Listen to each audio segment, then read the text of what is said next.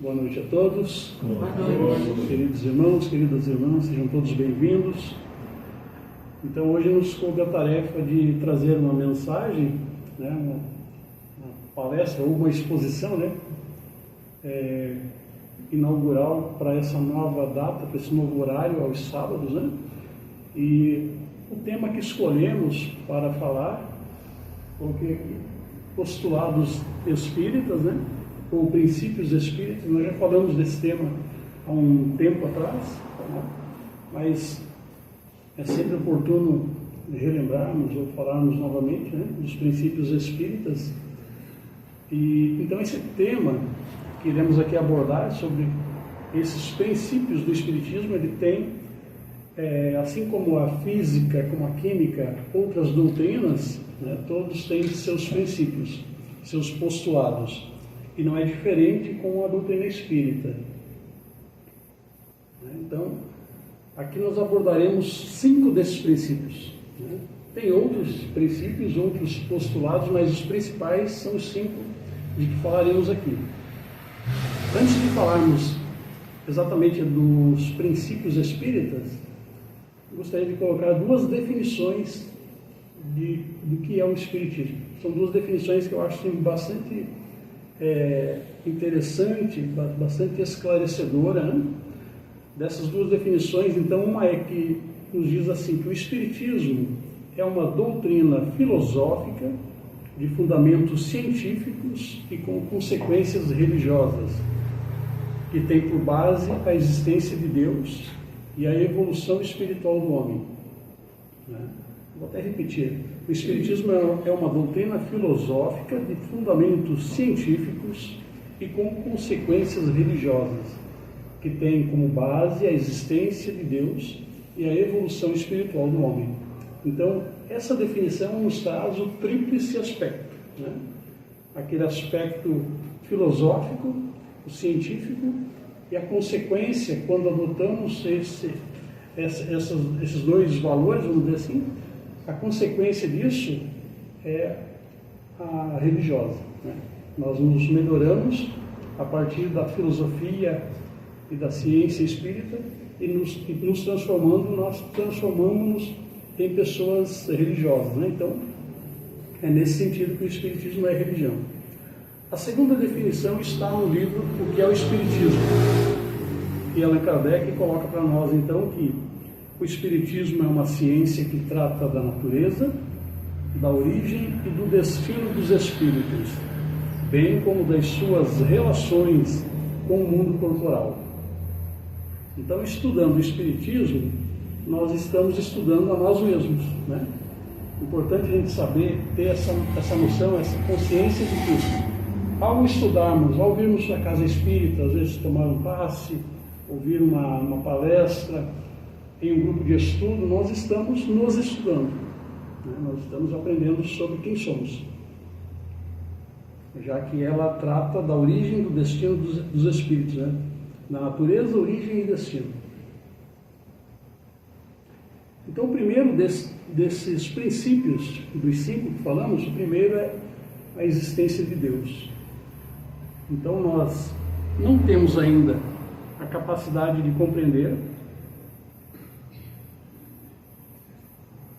Deus em sua plenitude, Uma vez que o Deus é absoluto e nós ainda somos relativos, somos incompletos ou imperfeitos, Então, não temos como compreender Deus na sua plenitude, mas aprendemos no Livro dos Espíritos, lá na primeira pergunta, das 1018 ou 1019, conforme a tradução, aprendemos que Deus é a inteligência suprema, é a causa primeira de todas as coisas, ou causa primária, E às vezes a gente tem uma ideia, até como o palestrante comentou um pouquinho sobre isso ontem, falando desse atributo de Deus, como sendo Deus a inteligência suprema, causa primária de todas as coisas. E o palestrante até falou que às vezes nos referimos a Deus por não ter palavra melhor para defini-lo, como energia, às vezes como o oxigênio, Então, energia é matéria, oxigênio é matéria, então Deus, na verdade, é o causador, é a causa causal, né? Então, como falamos, não temos ainda a capacidade de defini-lo, né? Alguns atributos de Deus, então, nos diz que Deus é infinito, não teve início, nem terá fim, não foi criado por alguém, né? Então existe desde sempre, é onisciente, ou seja, sabe de tudo, conhece a tudo e todos, né? Onipresente, e esse atributo é um dos atributos que eu mesmo me perguntava, como é que Deus vai estar em tudo ao mesmo tempo? Em todos os lugares, ao mesmo tempo, né? Uma das formas que a gente aprende depois da doutrina espírita é que existe no universo o fluido cósmico universal, ou o hálito divino. Então é algo que emana de Deus, que permeia, que envolve, que banha a todos nós, né? E por esse hálito divino estamos todos interconectados. De algum modo, o que eu faço, o que eu penso, o que eu sinto, interfere na vida daquele que está próximo de mim.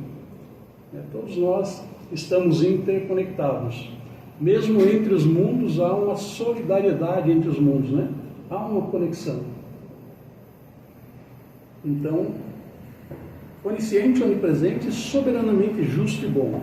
Então, o Espiritismo é uma doutrina que fala de Deus, que fala dos seus atributos e todas as suas manifestações na natureza e no universo. O segundo princípio é a existência e imortalidade do Espírito. Esse também é um dos princípios mais importantes, sem o qual os outros não fariam sentido, né? Como a comunicabilidade, a evolução e outros. Não haveria como os espíritos se comunicarem, né? Ou evoluir se a gente não aceitasse ou não entendesse que somos imortais enquanto espíritos, né? Vamos viver para sempre. Uma vez fomos criados por Deus, viveremos eternamente. Então, compreendemos que o nosso corpo é carnal, que o nosso corpo é uma veste, né? Que a vida verdadeira é a do Espírito. E nós vamos assim aprendendo a pensar como espíritos. Normalmente a gente pensa que é o corpo, né? Estando aqui com as nossas ideias, nossos pensamentos embotados, nós tendemos a pensar que somos o corpo, né? Quando na verdade a vida verdadeira é a do Espírito. O terceiro princípio é relativo à comunicabilidade dos espíritos, né? E essa comunicabilidade dos espíritos com encarnados. Por esse princípio se pôde confirmar a imortalidade da alma e se pôde verificar toda uma gama de fenômenos que envolvem a comunicação daqueles que estão numa dimensão espiritual, né? E com os que se encontram na dimensão material ou biológica. Então, esse intercâmbio, essa comunicação do mundo espiritual para com o mundo material e vice-versa, né? Graças a essa comunicação dos espíritos e a determinação de Allan Kardec, nós podemos compreender um pouco mais sobre a mediunidade, que até a codificação, lá nos livros de 1857, ela era considerada uma enfermidade. Então, um médium era tratado às vezes como um esquizofrênico, como um doente, né? A mediunidade era sinônimo de obsessão e de todo tipo de preconceito, né? Em eras mais recuadas, o médium era levado à fogueira, né? Então ele sofria todo tipo de violência por não se compreender, por achar que aquilo era algo demoníaco, né? Então, por desconhecimento do fenômeno e da natureza desse fenômeno. Por isso a importância do conhecimento, né? Em especial do conhecimento espírita, né? Então, através da mediunidade, nós recebemos a codificação espírita pelas mãos de Allan Kardec, e muitas dessas informações do mundo espiritual, elas vieram e continuam chegando, né? e continuam contribuindo com a evolução da humanidade até hoje. Tudo que temos de tecnologia, de avanço, né, de evolução, tem muito da contribuição dos espíritos, porque somos inspirados, né, somos incluídos, aqueles cientistas, aquelas pessoas que desenvolveram as tecnologias, seja para a medicina, para o transporte, como o avião, toda a tecnologia que conhecemos, de algum modo, foram inspirados, né? Foram ali incluídos aqueles homens para essa descoberta, para esse desenvolvimento. Então, a mediunidade, ela está em todos nós. Allan Kardec já disse no Livro dos Médiuns que todos têm mediunidade, raros são as pessoas que não têm dela nenhum rudimento. Então, se a gente fosse colocar em um grau de 1 a 10, alguns têm um grau 1 ou 2, outros estão no grau 5, outros mais elevados, né? Mas todos, de alguma maneira, temos mediunidade. Às vezes aqueles que acham que não tem nada, no mínimo eles são intuídos, são inspirados. Nos nossos afazeres diários nós somos inspirados, né, nas nossas tarefas.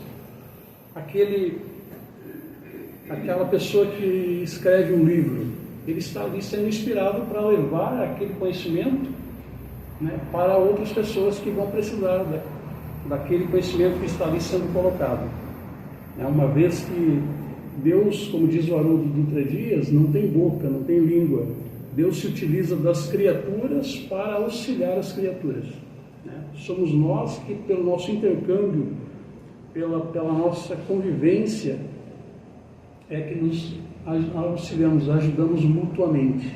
Então, um escritor está ali muitas vezes inspirado, aquele que trabalha com a música, como os nossos músicos aqui, são muito inspirados, né, para trazer uma mensagem através da música, tocando o coração de cada um, às vezes auxiliando a nos libertarmos de um trauma, de um problema, às vezes que temos, né?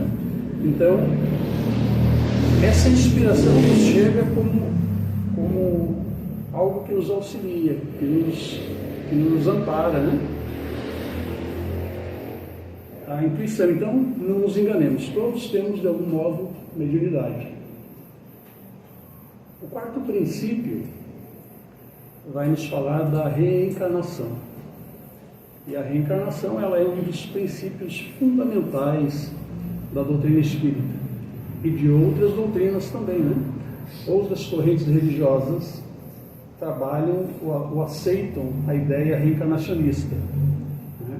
Então ela não é uma invenção, a reencarnação não é algo que o Espiritismo inventou ou descobriu, né? Ela já existia desde a antiguidade, especificamente na Índia.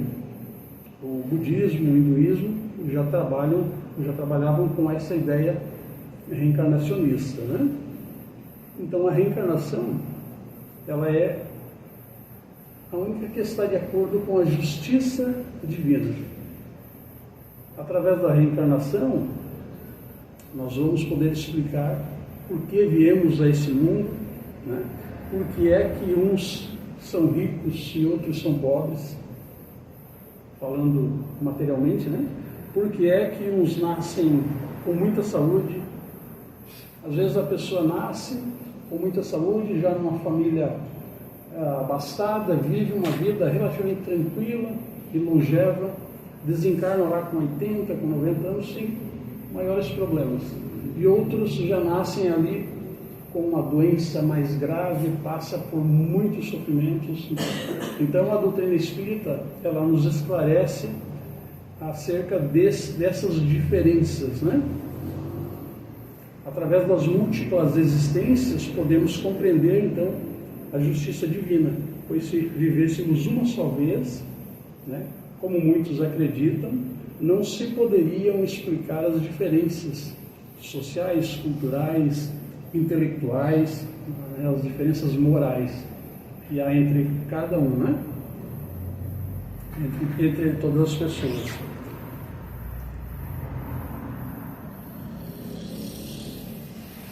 Então, não há injustiça na justiça divina, né? Não há espaço para injustiça. Então, Deus não seria justo se privilegiasse alguns em detrimento de outros. Assim, agindo assim, Deus já não seria Deus, não seria justo e, portanto, não seria Deus, né? Através das muitas existências da reencarnação, então, o homem ele adquire a possibilidade de corrigir equívocos do passado, de concluir alguma tarefa que ficou inacabada, né? Em outras existências, corrigir algum problema, alguma coisa que temos que nos, através de uma nova existência, nós vamos nos reajustando com aquela dívida, com aquele problema que deixamos lá atrás, né? Então, nós podemos comparar as muitas existências a um processo educativo, a uma escola com várias classes, né, onde nós vamos estudando, aprendendo, fazendo as provas e passando, né, para o próximo ano letivo. Então, assim, esse processo de aprendizagem ele vai se dando de forma gradual, né? Poderíamos dizer que é um processo pedagógico. E o quinto princípio vai falar da evolução espiritual. Nós sabemos, ou aprendemos na doutrina espírita, né? Todos nós estamos fadados à perfeição. Não importa o que façamos, chegaremos à condição de espíritos puros. Uns chegarão mais rápido, outros demorarão mais, mas todos chegaremos lá. Então, o nosso progresso evolutivo ele é contínuo, né? Não há como pará-lo. Nós vamos aprendendo e melhorando dia após dia, encarnação após encarnação, até alcançarmos a condição de espírito puro. O progresso ele é, portanto, universal, onde os seres mais adiantados auxiliam aqueles que estão mais atrasados. Aqueles que têm mais dificuldades precisarão de mais auxílio, de mais ajuda. Nós devemos, então, a partir desse processo, servir sempre, né? Pois estamos recebendo ajuda daqueles espíritos que já trilharam o caminho que ainda iremos passar, né? Então, nós, enquanto espíritos já mais adiantados, ou estamos mais adiantados em relação a outros, nós temos o dever de auxiliar. Então podemos nos tornar hoje benfeitores de nossos irmãos em humanidade, né? Assim como nos socorrem os benfeitores dos dois planos da vida. Em nosso círculo familiar, há pessoas que nos ajudam e há também pessoas que necessitam do nosso auxílio, né? Às vezes necessitam muito. Às vezes a gente reclama daquele parente difícil, né, daquele familiar que não tem tanta facilidade ao tratar com ele, ao relacionar, né? Mas é justamente aquele que está nos dando a oportunidade de aprender, né? De aprender e também de ensinar. Então, esse auxílio de que falamos, às vezes, aquele que necessita da nossa ajuda está bem perto. Está, não raras vezes, no nosso círculo familiar. Uma vez que a gente aprende que a família é o cadinho, né? Onde ali vão se misturar as afeições, os afetos e os desafetos, os sentimentos bons e maus. O cadinho como aquele instrumento onde se funde ali o metal, né? Onde dois ou mais metais irão se fundir por altas temperaturas, né? E se misturar. Assim é a família. Que às vezes a gente faz aquela imagem, eu gostaria de ter aquela família perfeita, onde todos são felizes, ninguém tem problema, e na Terra nós vivemos um mundo de provas e expiações. Famílias assim ainda para nós não... pela nossa condição evolutiva ainda não vamos alcançar, né? Como nós às vezes imaginamos. Temos ainda que trabalhar bastante, né, nos melhorando, né? Então, pelas nossas obras, por esse trabalho que falamos, nós atrairemos amigos espirituais simpáticos a essas obras, né? Aqueles que se aproximarão de nós, se aproximarão por gostarem das mesmas coisas, né? Se somos mais dados às questões negativas ou vingativas, ao ódio, aproximarão de nós aquelas pessoas que simpatizam com esse tipo de sentimento. Mas se somos pessoas voltadas ao bem, a trabalharmos do bem, os amigos espirituais serão aqueles mais bondosos possíveis, né? Então aí vai da nossa escolha, nosso livre-arbítrio, né? E por essas obras, por esse trabalho, a gente está sujeito à lei de causa e efeito, ou lei de ação e reação, né? Determinismo e livre-arbítrio, ou sofrimentos e recompensas como consequência dos atos praticados. Então, para a gente ver a importância do livre-arbítrio, a importância das nossas escolhas, né, diante das circunstâncias que a vida nos apresenta. Veremos então que somos hoje o conjunto de nossas ações no bem ou no mal. Sabemos que a justiça divina, com suas leis, é perfeita. Ninguém sofre sem merecer e ninguém é feliz por acaso. Então não há aquela vítima, né, que está ali sofrendo sem nenhum motivo, né? Então muitas das nossas situações de sofrimento estão ligadas ou atreladas àquilo que nós fizemos lá atrás. Outra frase do Haroldo, que ele fala que no plantio estamos todos sorrindo, né? No plantio a gente não vê muita responsabilidade, mas na colheita sempre iremos chorar, estaremos sempre chorando, se não fizermos o plantio de acordo com aquilo que é preceituado por Jesus, de acordo com as leis divinas, né? Então, não devemos buscar então facilidades na vida com os favores divinos, ou atribuir a culpa daquilo que sofremos a Deus, né? Não culpar a Deus por nossas desditas. Lembrando que as bênçãos são sempre abundantes, Deus está sempre a nos enviar auxílio, pessoas a nos auxiliar, né? Então Deus quer realmente que sejamos felizes, mas o sofrimento nos acompanhará enquanto não entendermos que as conquistas para alcançarmos a verdadeira felicidade dependem do nosso esforço e do nosso trabalho, né? Um trabalho para a nossa autoiluminação, que é o que o Espiritismo promove. Nos ajuda a pensar, a refletir, nos traz muitos ensinamentos e assim nós vamos nos iluminando. Então nós poderíamos aqui falar de outros princípios, mas o tempo já vai ali acelerar para ele não passar, né? Então esses princípios eles nos ajudam a compreender o poder consolador da doutrina espírita, porque ela esclarece e consola, né? Esclarece porque amplia o nosso horizonte espiritual, os nossos horizontes. Então a nossa visão, e amplia a nossa visão, e consola porque eleva a nossa resignação ao nível das provas. Então nós compreendemos por que sofremos e por que devemos ser resignados, por que não devemos reclamar, né? Então a doutrina espírita ela pode ser tratada como uma alavanca libertadora de consciências, uma alavanca que eleva a nossa consciência, que amplia, que nos desperta, né? Para que nós possamos caminhar com a consciência desperta, né?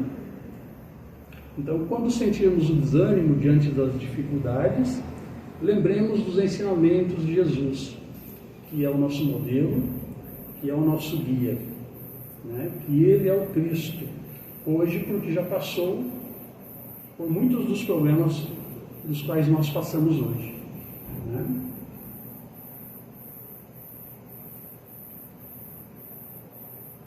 Então, que nós aproveitemos bem essa grande oportunidade, aproveitemos bem a nossa encarnação, né?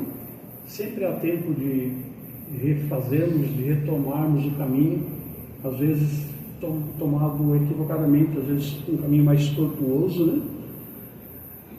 Então, aproveitar bem essa oportunidade da reencarnação, dos largos passos de Jesus na trilha do Mestre, né?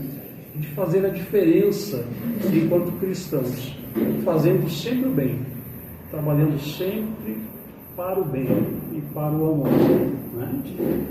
Então, eu gostaria de agradecer muito pela atenção dos irmãos, né?